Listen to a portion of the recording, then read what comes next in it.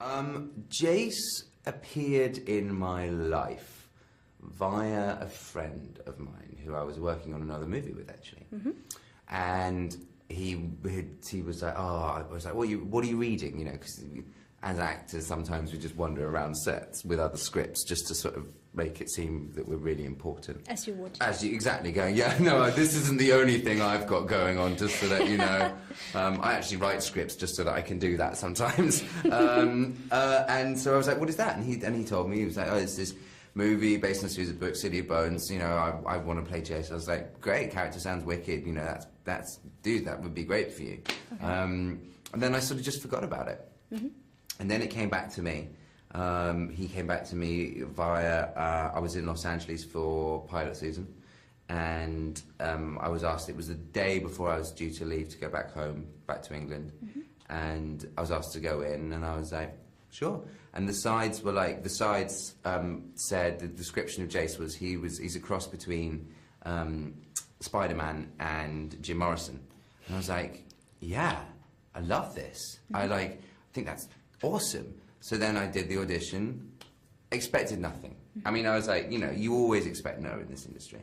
And then got a call, they're like, a week away, they want you to come in for 1 day camera test. And I was like, wicked. So read all the books and, yeah, tested, and, you know, that's how Jace came to me.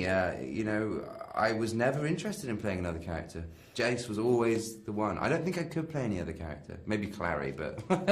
Of course. Of course, you know, it's the hair. I did 4.5 months of physical training, and I made a mood board.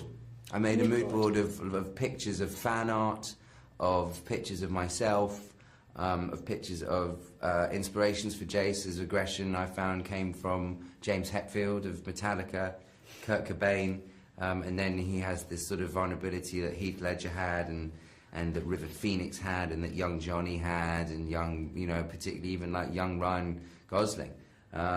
So I just had that, and I had that up in my trailer, and every day I sort of was like, who am I going to be today? Yeah. Acting is a challenge for me. I find it very difficult. It's not something that comes very naturally to me. Okay. I love to do it, and I love to work at it, and I love to push myself. But it's not.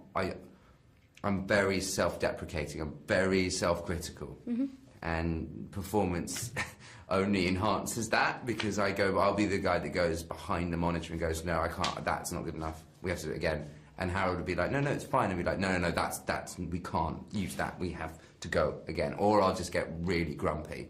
I'll be like, ugh, like really angry with myself. Yeah, kind of. But we can never reach perfection. It's like, it's not about making it perfect, because I don't know if I could ever make it perfect. It's about just feeling it. Like, there's a couple of scenes in the movie where I'm just like, I remember shooting it, and I was just like, I'm just feeling this. Yeah. And it comes across the film. I'm like, that's great. You know, I'd rather those moments than me sit there being like, oh, you're such a moron, Jamie, and like, you know? I thought, oh no. I thought, that's not true. They'll fix that. They'll fix that up in subsequent books, which they do. Spoiler alert, if anyone hasn't read the books.